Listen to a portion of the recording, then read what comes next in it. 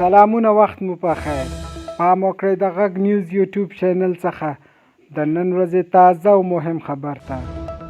د افغانستان اسلامي امارت د ویان څرګندونې د نجونو د ښوونځیو د پرانیستلو په اړه د افغانستان اسلامي امارت ویان ذبیح الله مجاهد په یوه تازه مرکه کې د هغې ویډیو په اړه وضاحت ورکړ چې په ټولنیزو رسنیو خپره شوې ده. نوموړي وویل چې د نجونو او میرمنو ښوونځي به په نږدې راتلونکي کې د مناسب امکاناتو او غوره شرایطو په چمتو کولو سره پرانیستل شي. ښاغلي ذبیح الله مجاهد زیاته کړه چې د دې موضوع لپاره ځانګړې هڅې روانې دي او په دې برخه کې به ډیر ژر مثبت بدلونونه راشي.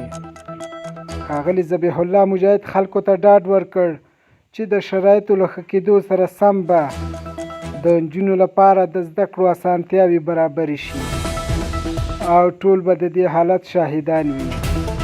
همدارنګه د اسلامي امارت چارواکي وایي د زده کړو لپاره د ټولنیزو او فرهنګي اړتیاوو په پام کې نیولو سره هڅې کوي د معارف په برخه کې هم پرمختګ وکړي.